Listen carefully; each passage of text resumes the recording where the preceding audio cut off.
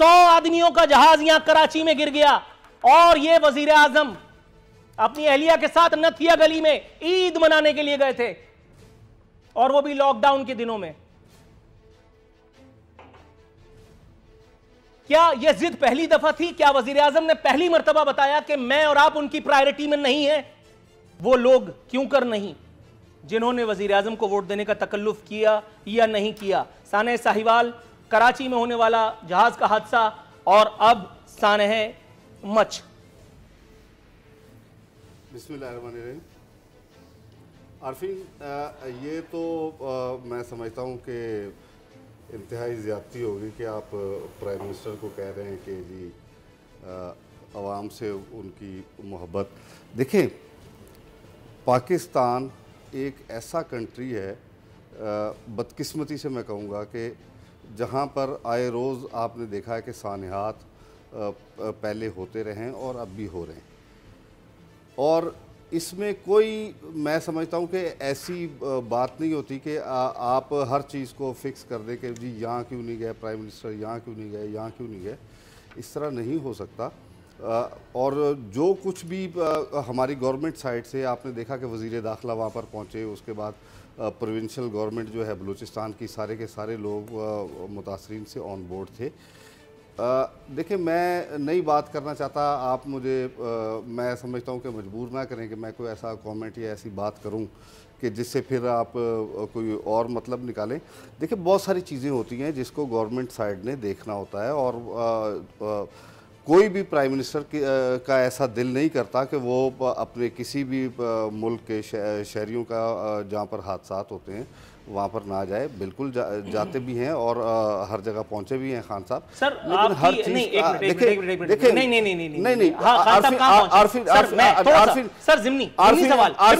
मैं दावे से कहता हूँ कि इससे भी बड़े बड़े इस मुल्क के अंदर हादसात हुए, इससे भी बड़े बड़े, लेकिन वो तो रियासत मदीना नहीं थी।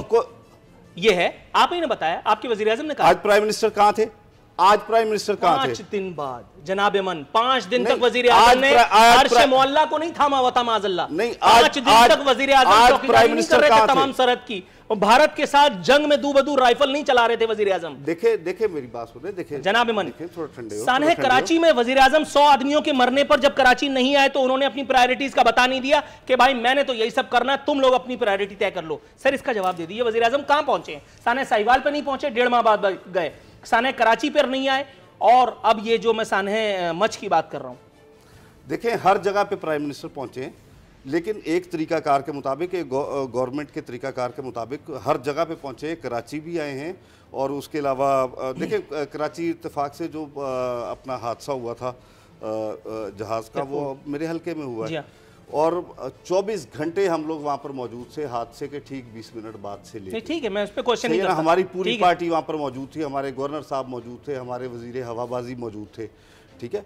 तो ये प्राइम मिनिस्टर का वहाँ आना लाजमी नहीं होता, डन हो गया। सेनेटर करीम Khwaja Sahab, sir, prime minister का हर जगह जाना जरूरी नहीं हुआ करता। राजा परवेज अशरफ भी तो सानह, वो जो पहले हुआ था हजारा वालों के साथ आपके दौरे हुकूमत में, 3 दिन बाद गए थे। सिर्फ 2 ही दिन का तो फर्क पड़ा है। जब पीपल्स पार्टी की तरजीह नहीं थी अवाम, जो कि पाकिस्तान पीपल्स पार्टी अपने आप को कहती है, तो फिर पाकिस्तान तहरीक इंसाफ पर ही क्यों तबर्रा किया जाए? राजा परवेज अशरफ ने क्या वोट नहीं लिए थे? क्या उन्हें आसिफ अली जरदारी और आपकी पार्टी का एतमाद हासिल नहीं था? वजीर आजम इमरान खान की हर बात पर कीड़े निकालने की क्या जरूरत है? मेहरबानी आरफीन, सबसे पहले तो इमरान खान को उसी दिन जाना चाहिए था, वो नहीं गए, क्योंकि जिस तरह उन बच्चों की, औरतों की, और जो लोग थे मुतासरीन, जिस तरह कह रहे थे, वो मेरे ख्याल से पाकिस्तान के लिए बेहतर होता कि वो पहले दिन जाते। अब जब तक हमारे वक्त में जब 3 दिन के बाद या 2 दिन के बाद प्राइम मिनिस्टर गए, तो उन्होंने वो जाकर ताज़त भी की और सूबाई हुकूमत को बरतरफ भी कर दिया। वो हमारी अपनी हुकूमत थी, पीपल्स पार्टी की। तो इन्होंने क्या किया, नंबर 1 बात। दूसरी बात है, बीइंग अ मुसलमान, हम ये थोड़ी देर के लिए सोचें, हम सब ये हट करके मैं किस पार्टी का हूँ, न्यूजीलैंड में मुसलमान शहीद हुए, 100 खन शहीद हुए या 125 शहीद हुए। उसके बाद वहाँ की वज़ीर आज़म जो कि क्रिश्चियन थी, वो जिस तरह जाकर मुसलमानों का दिल जीता सारी दुनिया में, तो क्या वो उस पर लाजम था? वो नहीं जाती, वो मिनिस्टर को भेज देती। تو میرے خیال سے جو عمران خان نے جو بنیاد ڈالی ہے ان 3 چیزوں میں، کراچی میں بھائی ہوائی حادثہ ہوا، اگر آ جاتا تو کون سا فرق پڑتا، لوگوں سے مل بھی لیتا، سائٹ بھی دیکھ لیتا، اس کے بعد اگر سائیوال کے بچوں کے پاس چلا جاتا تو عزت اس کی بڑھتی. اس سے عمران خان کی عزت کم ہوئی ہے.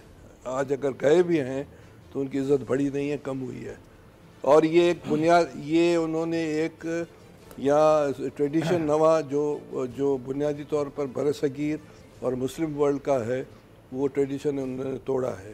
ان کو پہلے دن جانا چاہیے. Right sir. رانا جیسے کراچی کی طرح اتنا خطرناک نہیں ہے ضرور، لیکن اتنا بہرحال نہیں ہے جتنا شاید بیان کیا گیا ہے یہاں پر.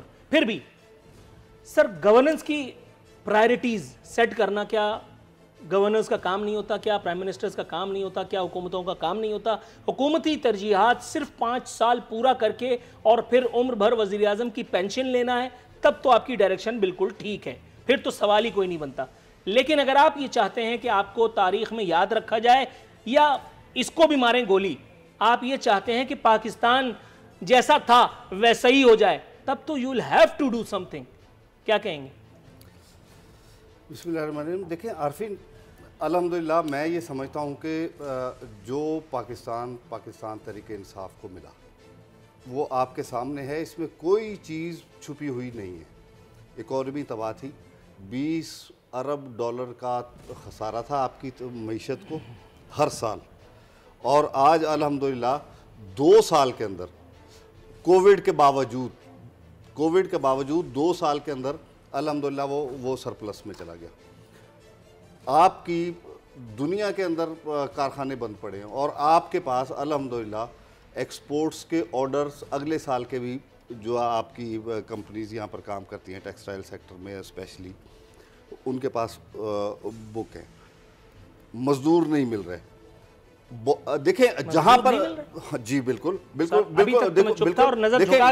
ایکسپورٹ اس وقت ایکسپورٹس پاکستان کی تاریخ کے اندر سب سے زیادہ. میں نے اس پہ کانٹیسٹ ہی نہیں کیا. دیکھیں لیکن یہ آخری والا لطیفہ آپ واپس لے لیجئے ورنہ میں بیچ میں کود جاؤں گا. میں آپ اس کو آپ واپس لے لیجئے پھر آپ بات کیجئے. ایسے نہ کریں. عارفین صاحب اس میں کوئی حق ہے کہ نہیں.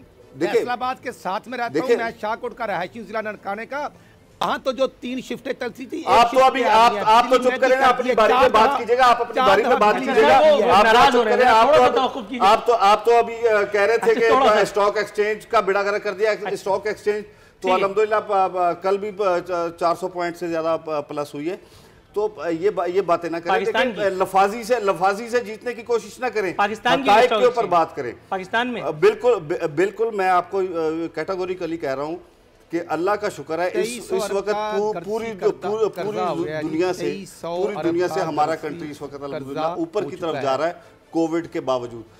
میں مانتا ہوں کہ بہت سارے سیکٹر کے اندر بے روزگاری ہے، اس میں کوئی شک شبے والی گنجائش نہیں ہے. کووڈ کی وجہ سے جو بہت زیادہ میں گورننس کی بات کر رہا ہوں، تو صرف اکانومی نہیں ہے، اس میں بہت ساری اور چیزیں بھی ہیں. جی دیکھیں، اکانومی ٹھیک ہوگی تو ساری چیزیں ٹھیک ہوتی ہیں. گورننس کا تعلق بھی اکانومی سے ہے. جب تک آپ کے پاس وسائل نہیں ہوں گے آپ کیسے بہتر گورننس کر سکتے ہیں؟ سر گورننس کو بہتر کیسے کیا جا سکتا ہے؟ کریم خواجہ صاحب، آپ کو اتنا ایکسپیرینس ہے. سر سب سے پہلے تو دیکھیں کل کی اخبار اگر آپ اٹھا لیں ڈان، اس میں بیورو آف اسٹیٹسٹک کی فگر آئی ہے، آپ دیکھ سکتے ہیں. اس میں انہوں نے کہا ہے کہ لاسٹ 2020 میں سارے 3 کروڑ پاکستان میں جو ہے لوگ بے روزگار ہوئے مزدوروں کی لیول پر. اور دیکھیں ہمارے پاس جو ایک ریسورس ہے وہ ہے پاک چائنا کوریڈور، جو انہوں نے انڈر کارپیٹ کر دیا ہے. جب پلاننگ اور ڈیولپمنٹ انڈر کارپیٹ کر دیا، ہاں انہوں نے بند کر دیا ہے نا، وہ سارا سسٹم بند ہو گیا ہے. اور اس میں نہیں، اب مجھے بات کرنا ہے پلیز. اس میں جب اگر آپ کریں گے وہاں روڈ رستے بنیں گے، دوسری چیزیں بنیں گی، بقول شیخ رشید کے کہ وہ ریل لائن بنیں گی تو کروڑوں لوگوں کو روزگار ملے گا. وہ انہوں نے چائنا سے تعلقات خراب، سعودی عرب سے خراب، ایران سے خراب، کہتے ہیں ساری دنیا سے اچھے ہیں، ایون چائنا سے بھی خراب ہو گئے اور یورپ سے تو ویسے بھی خراب ہیں. ساری دنیا میں کووڈ کی وجہ سے اکنامیکل میلٹ ڈاؤن ہے. پاکستان آلریڈی قرضہ والا ملک تھا اور میں آپ کو پریڈکٹ کر رہا ہوں، آج کا پروگرام ہم رکھیں، پاکستان بڑی اکنامیکل کرائسس میں جائے گا. یہاں بہت اوپر نیچے چیزیں ہونے والی ہیں. یہ ہر پینڈیمک جب بھی دنیا میں آتی ہے تو اس میں نظام بھی